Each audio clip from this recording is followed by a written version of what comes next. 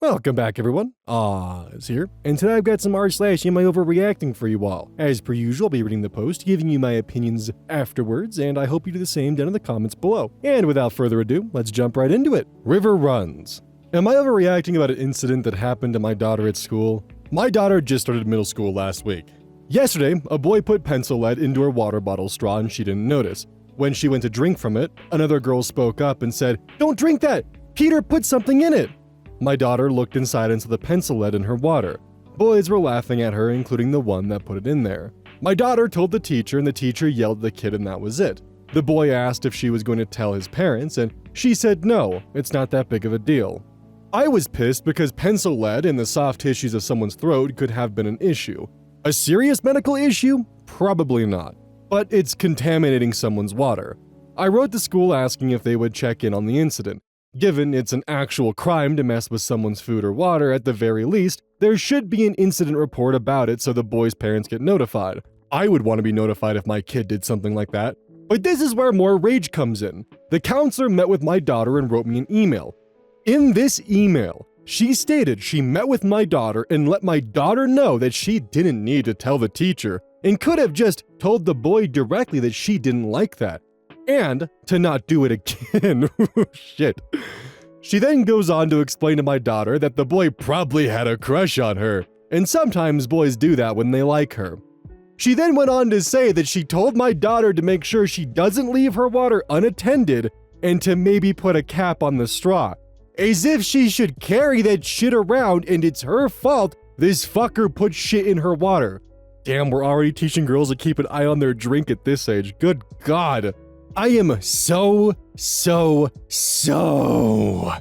pissed about this. I wrote her back saying that I felt like the school was stating contaminating someone's food or water is not a big deal, blaming my daughter for not watching her water bottle 24/7, even when somewhere else in the classroom, and then saying boys will be boys because they like her. What the actual fuck? Am I overreacting? Like, my husband is a teacher in the district and says he also thinks it's weird how they're handling this, but he's used to elementary school standards. Looking for honest replies. Update. I just got my daughter's side of the story for how the conversation went down, and it's even worse than how the lady described in the email, which was already bad. This lady gets my daughter out of class and sits her down. Mind you, I asked for a report to be filed and they were supposed to be talking to her just to get my daughter's account of what happened. So my daughter says the lady sat her down and asked her to tell her what happened. My daughter explained what happened. The lady then tells her that this issue is a 1 out of 10 in terms of severity. She said if something is a 1 to 5, you know what you should do? Handle it yourself. And this being a 1 means you shouldn't have told a teacher and tried to work it out on your own. My daughter asked her, well then, what's a 6 to 10? The lady says, something serious like cutting your arm off. This counselor needs to be fired. My daughter was shocked. I think this is the first time she's ever been actually aware of an adult being so in the wrong. My daughter confirmed this lady said the boy probably had a crush on her and that's why he probably did it. Along with the, make sure you watch your water bottle, don't be leaving it around bullshit. I am so pissed off. If she would have just listened, reported it, contacted the boy's parents, and made sure it was clear he can never do this again, that would have been the end of it. Now, I find this counselor to be just as big or bigger of an issue than the incident itself. I'm so mad I'm sick to my stomach. Update 2. I slept on it and wrote an email to the principal, counselor, and some other lady they had tagged if I wanted to report the actual incident, after telling me and my daughter to let it go. By the way, the principal was on all the email threads already. I factually described what happened, what was said in email, quoting the email from the counselor, what was said to my daughter, and simply asked if everyone at the school is in agreement with how this incident was handled and the message that was said. I referenced the harm of messaging to girls, boys hurt you because they like you, that everyone had mentioned, and also asked if they support what was said to my daughter. I said whether they support this response or disagree with what was done. I would like that conclusion in writing. I am giving them one last opportunity to correct this before deciding what to do next. Update 3. To clarify, these were mechanical pencil sticks that can puncture skin or soft tissue, not just a little piece of dull lead from the tip of a pencil. Also, I am aware it's not actually lead and just called that, My concern was puncturing the tissue, not poison. Also, I got a call from a woman at the school who is actually in charge of writing up the incidents, and she 100% acknowledged this should have been reported and handled as a more serious issue.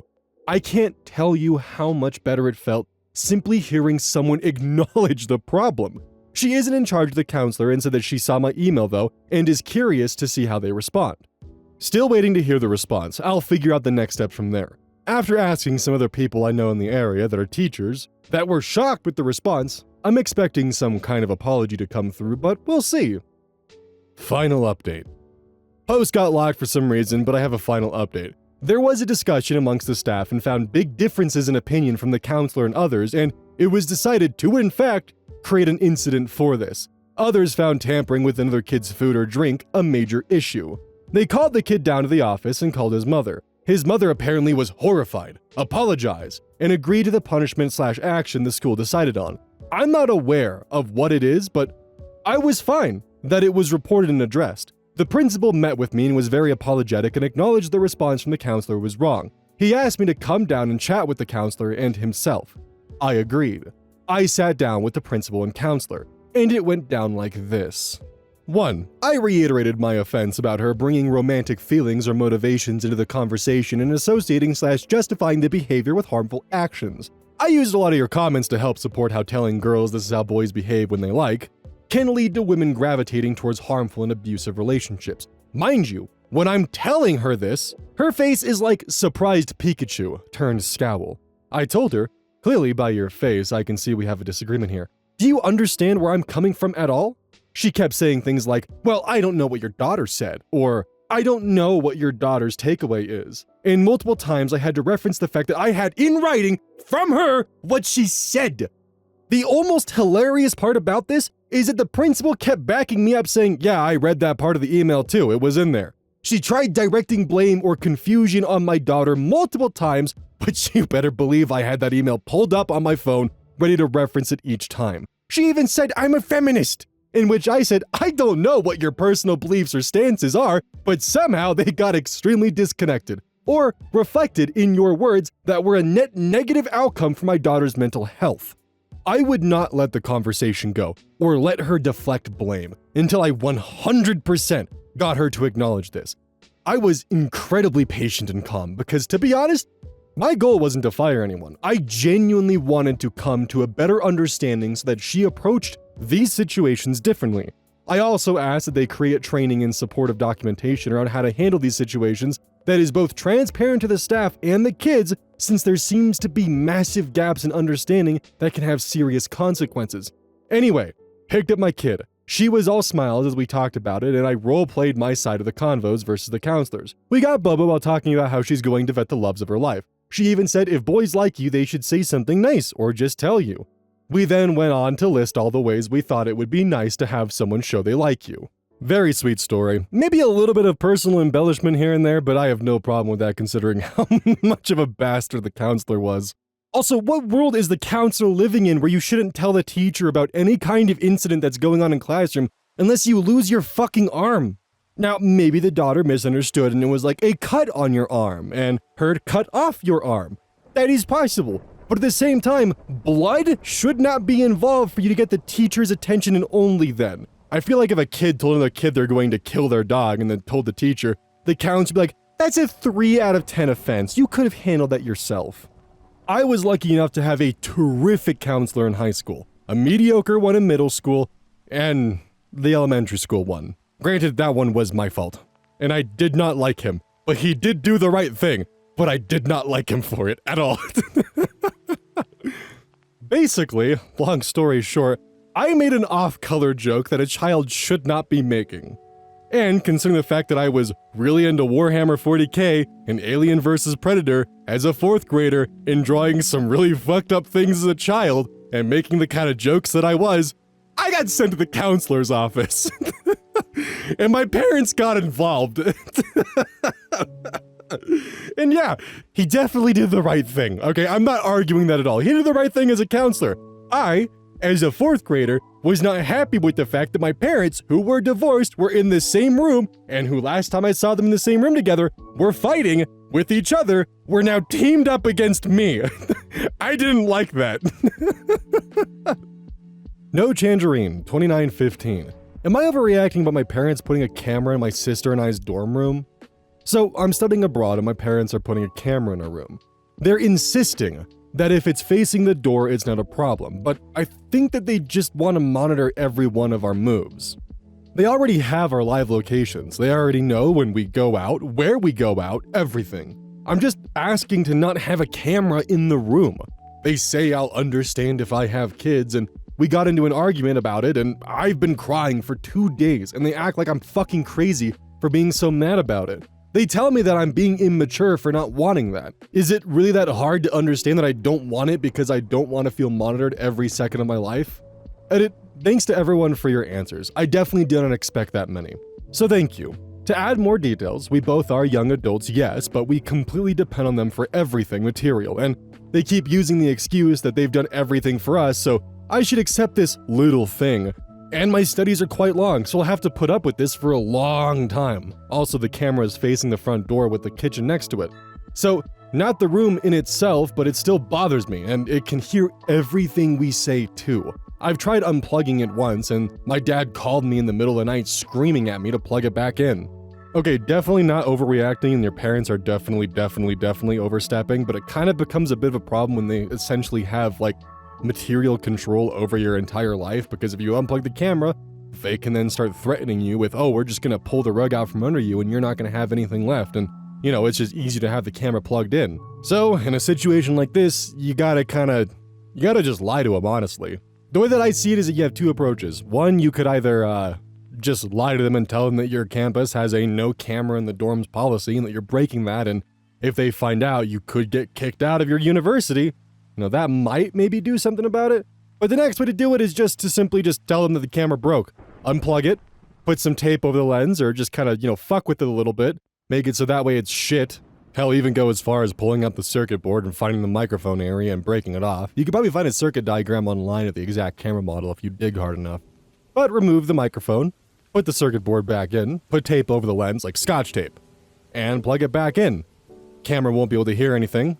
It'll barely be able to see shit. Your dad's gonna complain about it, but you can't do anything about it without him sending you a new one. And every time he sends a new one, just rinse and repeat.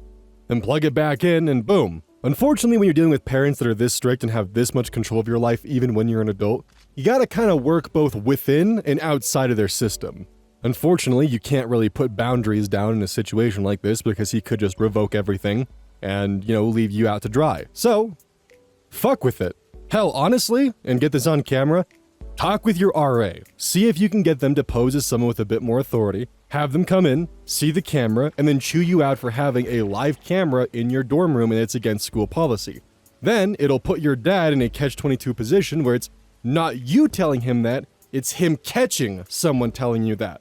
And therefore, bada booey, that might help ease things just a little bit with your father and actually help getting the camera out of your dorm room, where it definitely should not be.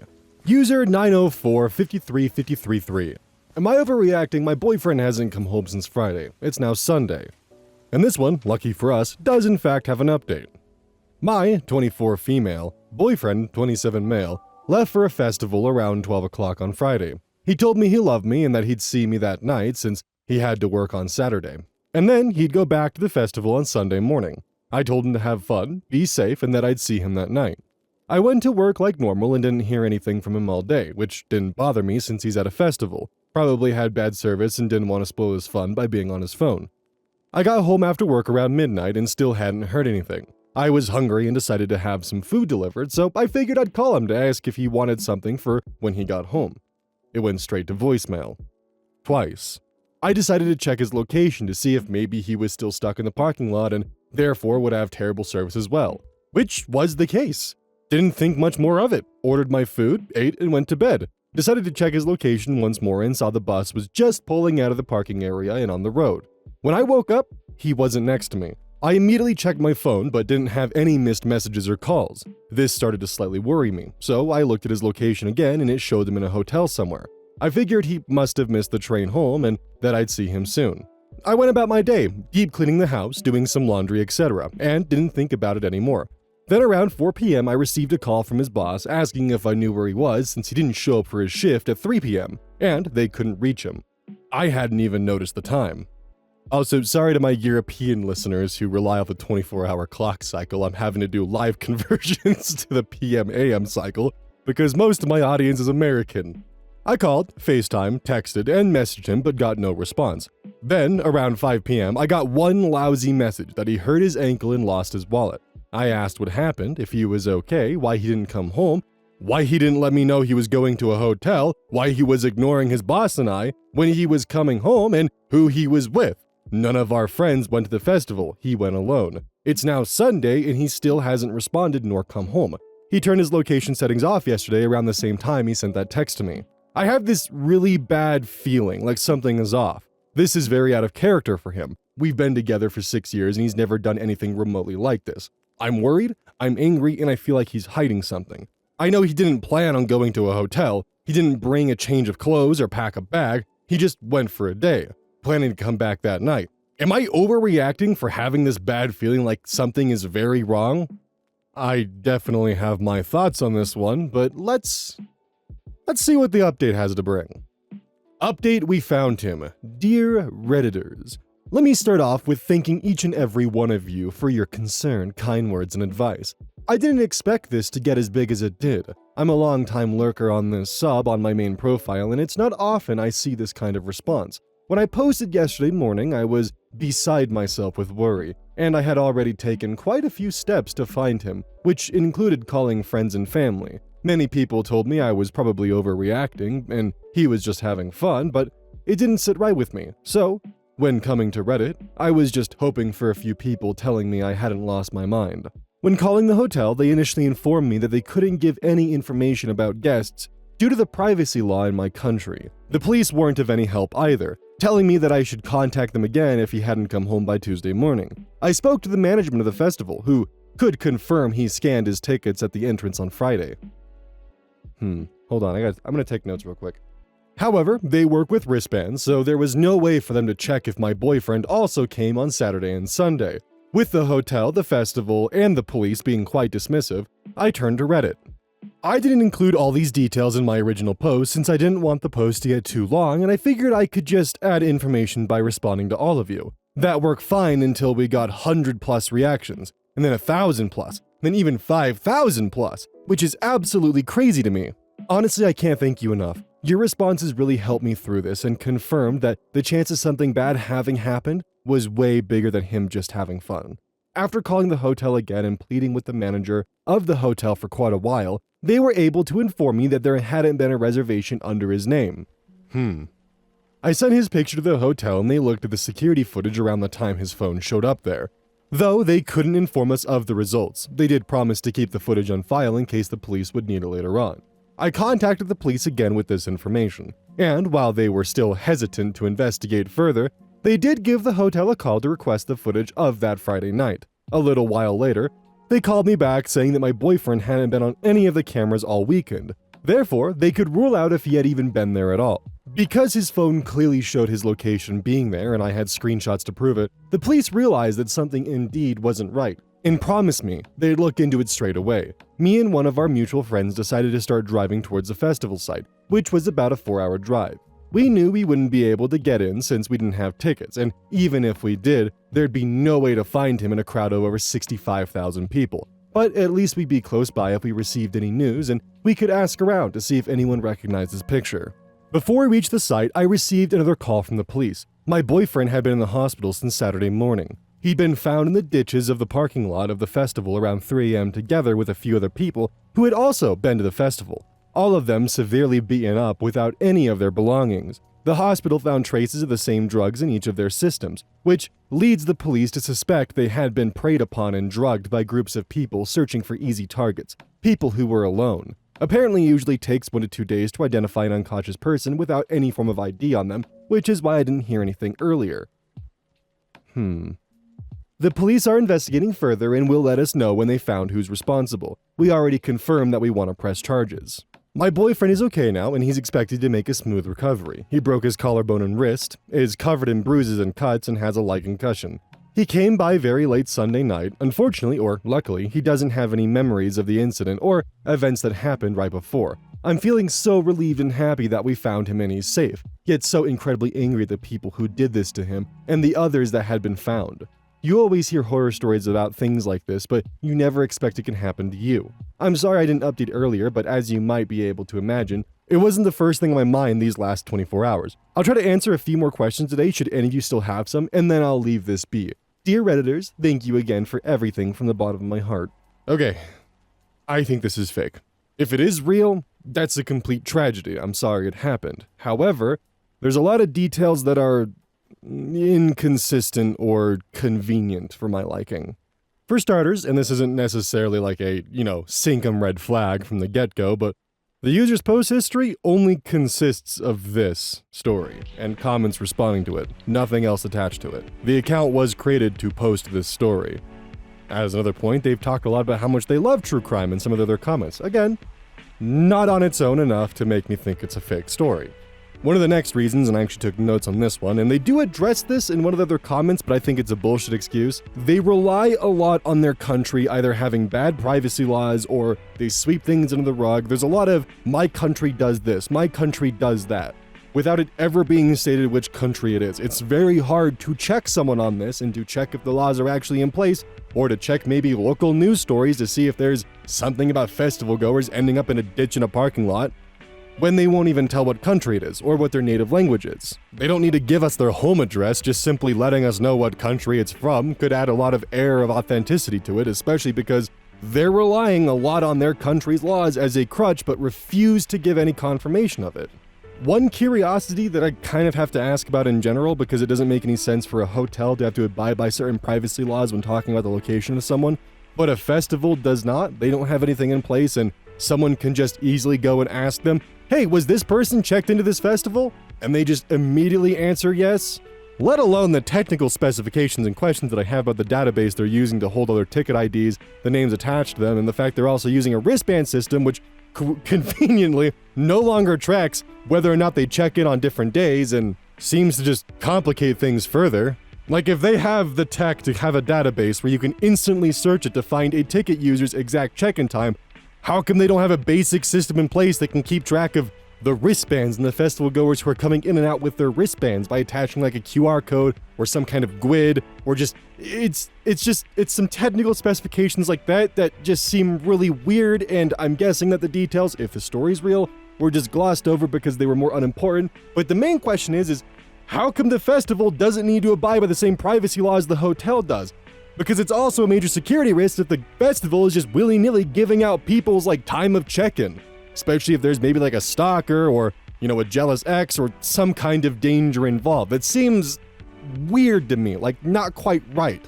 Either the festival is just really careless or it's an inconsistency. And the next point, which really doesn't make any sense, is they found bodies in a ditch, brought them to the hospital. The police were not involved with the fact that bodies were found in a ditch, and the hospital had to let them know that bodies were found in a ditch. According to her, there was no police involvement until after the hospital reached out about bodies being found in a ditch. That seems weird to me. So it was either that case or the OP was mistaken and the cops were involved. But if the cops were involved, how come when someone's calling, hey, my boyfriend went to this festival and is now missing, they're like, oh, that's one of our John Does right there. I hope I'm making sense in my line of questioning here, because there's a lot of inconsistencies, and normally I let a lot of them slide on these stories. A lot of them. A lot of stories that I think are possibly tales of fiction, I let slide. But sometimes every now and then one of them strikes a nerve with me, and I gotta just start digging into it.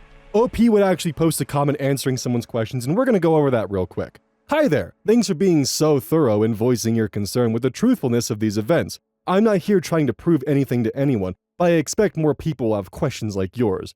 1. Where I live, there's no point in calling hospitals. I'm listed as his emergency contact, so if they know he's there, they'll let me know. If they don't know the identity of someone in the hospital, they can't give any information due to the privacy laws, and everything has to go through the police. See, that sounds fucking crazy to me. So in this country, let's say someone forgets their wallet, they're outside walking around, they get hit in the head with a baseball bat and are unconscious, and they go missing for days. Hospital picks them up. Worried family comes around, asking questions like, hey, my husband's missing, and there's this guy with no name, no identity who's knocked unconscious from around that time. Nah, sorry, we can't give you any information or confirm the identity of anyone about this. That sounds crazy to me. I'm sorry, but like, what country is this? And that's why the country question keeps coming up in my mind, because answer that question, it would solve so many of these problems. I don't know, maybe it's the same way in the US and I'm just not aware of that, but that seems so bizarre. 2, not sure how they got his passcode. Could have hacked the phone or could have seen him typing it in. See, and that's another part too, is them getting access to the phone and sending a single text message and turning location services off. Unless they have a very specific tool and your boyfriend was not up to date on phone updates, then maybe I could see the reason why the text message was so delayed is because they were actively code breaking through the phone's combinations. Maybe, but that is a fucking long shot. So yeah, maybe they did see him put it in, but again, that's a really convenient part of this story. 3, the hospital would have definitely reported this to the police immediately, but it's possible I called the police already before they received the notification from the hospital. It's also possible I called the jurisdiction that wasn't yet aware of the incident, since every city has their own police station.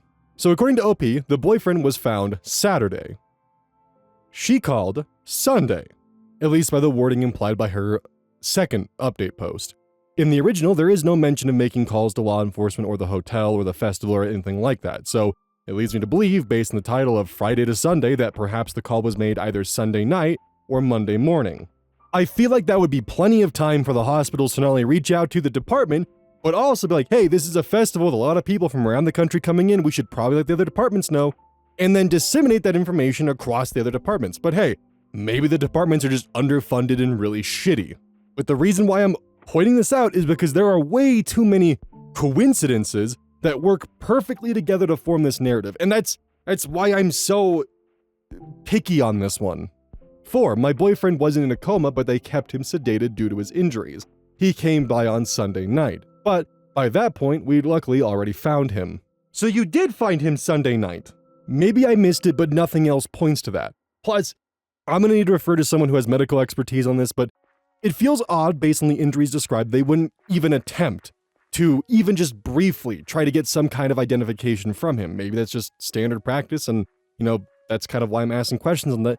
But I feel like I've heard somewhere, and I could be incorrect on this, that if someone has a concussion, they would never apply sedatives to that person. But the next thing is she knew her boyfriend was missing his phone and wallet by a text message that was sent by, the perpetrator in this scenario, and stated that she didn't think to call the hospitals because they would have called him based upon the identification that would have been provided, and that she would be listed as emergency contact, so despite her knowing that her boyfriend's wallet is missing, that she wouldn't then at least attempt to maybe call a couple hospitals to see what's going on?